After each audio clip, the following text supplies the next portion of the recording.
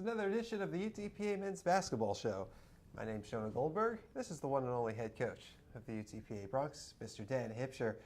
And over the last week, the Bronx had a nice little road trip up through Houston, taking on the University of Houston and Sam Houston State. And, Coach, the tail end of a 5-game road trip and this really tough span of games right there, what did you see out of your team? Well, we didn't have much of a team, to be honest, Jonah. With injuries and sickness and illness, we were pretty depleted. We had one post player in Dan Hipsher, and just made us a thin group.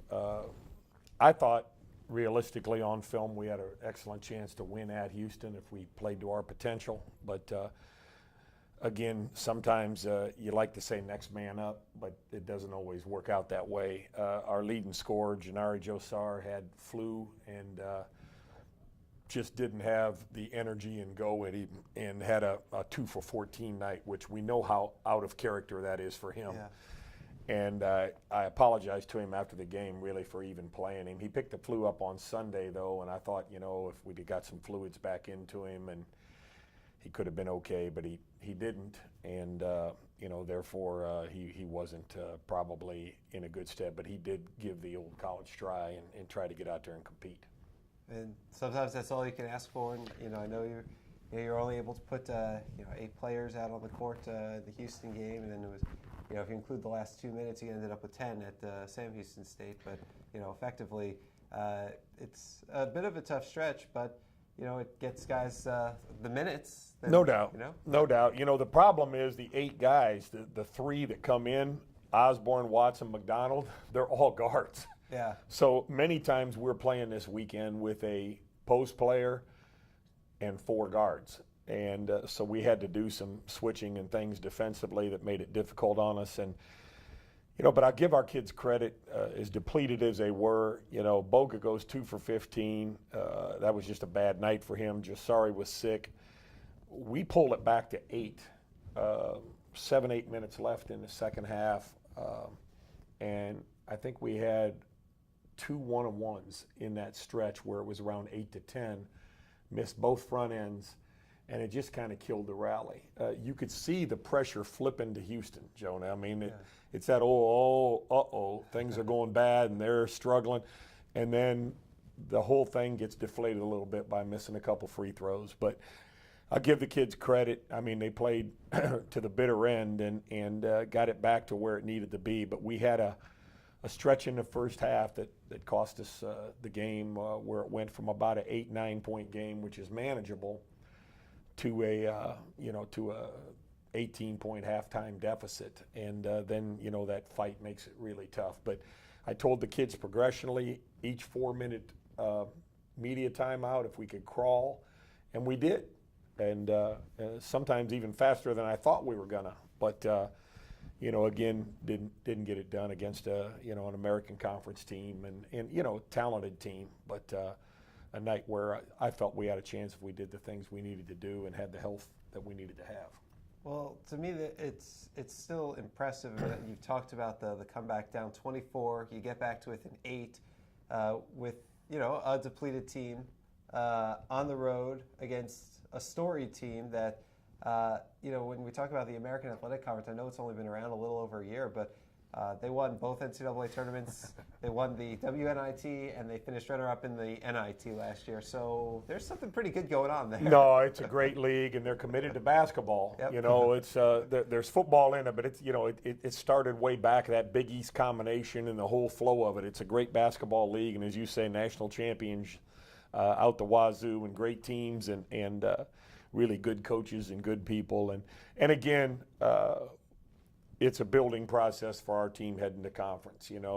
We're a different group without Noriega, without Bigham, without Equinebe than we felt, going into this. And we've got to evolve and develop guys and put some of these young guys into the fire, and they're going to have to get burned a little bit. But if ever there was a time for it to happen, now would be the time.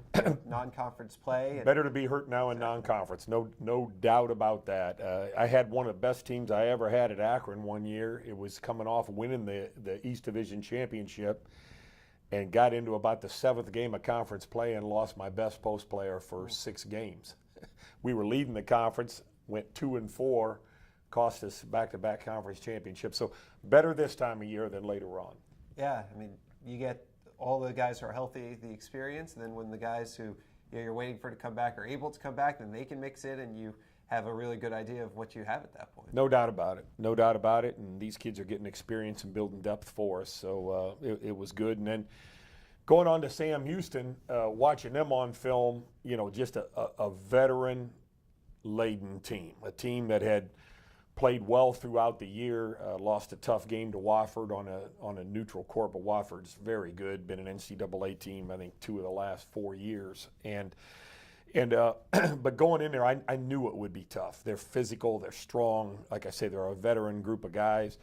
And we came out to a nice little lead, played well, I thought, on the defensive end, and didn't play especially well offensively, but kind of got in a flow, got a little lead, and then gave it away right before the half, and I think it was a 4-point game. But most of that lead, Jonah, was given away. Again, we had 7 fouls on our 3 guys who can actually play inside, between Janari, Hines, and Kamasa.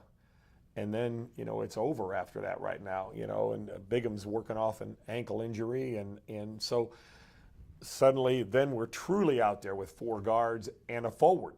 We were playing Hines and Janari at the 5 spot because Dan had 3 fouls, I think, and we were playing 4 guards around them. So, again, it's nice to challenge the kids that they can, get that done. But there's a reason Oklahoma City has gone from one of the best teams in the West in the NBA toward the bottom, too, because when Kevin Durant and Westbrook go down, it makes it more difficult. And, again, you like to say next man up, but sometimes that's a tough proposition. When you have 4 guards, how do you change what you do? Well, thank God we're a motion team where you can keep screening, cutting, and moving, because I don't know what you'd do if you were organized into set plays in power offense and different stuff like that, So we can tweak, and guys just play different spots. Where it really bothers you is defensively. We hold them to 40% from the field, but again, the rebounding jumps up this night for a different reason. They were just bigger, stronger, faster, and again busted out on us the second half with a run. But I think with 9 minutes left, it's an 8-point game, and we just couldn't sustain. We just running out of gas. Well, one positive that came out of the weekend was Dan Kamasa. He averaged a double-double. He set a few career highs in rebounds 2 days in a row. Didn't commit a turnover during the weekend and ended up being WAC Player of the Week. Well, exactly. I think he had, 19 rebounds or 21 rebounds over the weekend. So, and then was 7 for 11 from the field at Houston, 4 for 10. He missed a couple that he could have made there. Knocked in a couple free throws. And, again, he's had hard times, okay? But playing these minutes, and he's evolving. And now, can you consistently continue on doing that? And really happy for him. And he's a great kid and wants to learn. And, excited that he's progressing as he is. But again, unfortunate for him in some ways because he's really thrown into this thing, and some nights it's really tough when you're playing those veteran big kids. One other cool thing that came out of the weekend is I noticed you guys got to go practice at the Houston Rockets practice facility. What was that like? It was great. They've got a nice little 4-basket gymnasium in there, a single court, and it's a neat environment for the kids to walk into. You walk in through all the past history and team pictures, and so it was great. It's tied right into the Toyota Center, so we really enjoyed it. They welcomed us with open arms. A couple of their players who were injured, Isaiah Cannon, came by, and said hi, and he's a kid I knew through another friend of mine at Murray, and so it was neat for the kids, and we got a good 1.5 to 2 hour workout and some shooting in that day, and enjoyed it. So do you use the NBA balls or the college balls for something like we that? We used their balls that day, and it's different. Those leather balls are different. These new composite balls have a different grip to them, and but they enjoyed it. It was a neat experience for them. Now, how do you set something like that up? Do you just like ring the doorbell on Toyota Center and say, Yeah. come in? Well, we called them. Jay had worked with the D-League team, and he had a contact. I think there was a kid, video guy.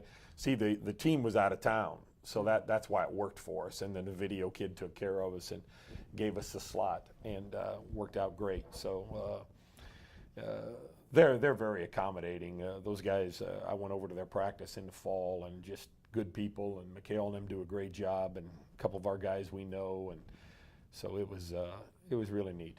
Well, now you come back, and this is finals week. So how does that affect what you're able to do preparation-wise? Well, we didn't get back till about 3 in the morning on Sunday, so the kids need to rest and study. So Sunday was off. Monday we just brought them in for about 45 minutes of film.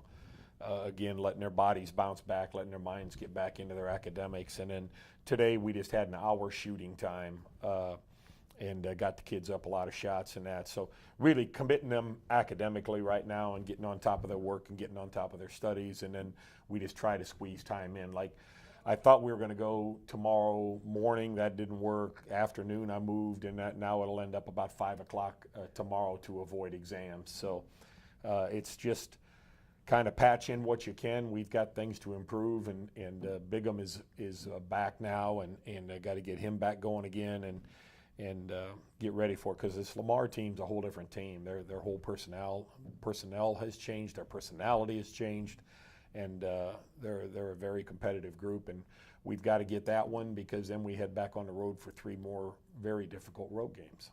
Yeah, it's your only home game in the month of December, so a little added emphasis on it.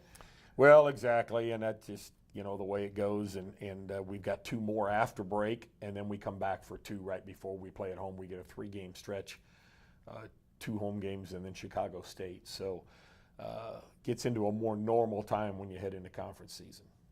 So you guys beat Lamar at their place last year, but different team. So you've already started breaking down film, I guess. Yeah, I've been on it for a couple days. In and out. On the computer, and they've got a nice club. I watched a game where they won at Arkansas State, John Brady's team. It was a very good win for them, and they've played some other teams very tough. They had a very difficult game at Iowa State, but the world has struggles there. And but they're a nice team, and they've added a couple good interior scorers and a lot of energy. So it'll be a difficult game. Bronx hosts Lamar on Saturday at 7 p.m. at the UTPA Fieldhouse. If you bring a new unwrapped toy to benefit the Salvation Army Toy Drive, your admission is free. If you already get free admission because you're UTPA faculty, staff, or a student, and you have that ID card, then you'll get a free t-shirt in return for your donation of the free toy. Doors open at 6. For more information, you can visit utpabronx.com. He's Dan Hipsher. He's the head coach of the UTPA men's basketball team. My name's Jonah Goldberg. We'll be back with you next week. This is Bronx Basketball.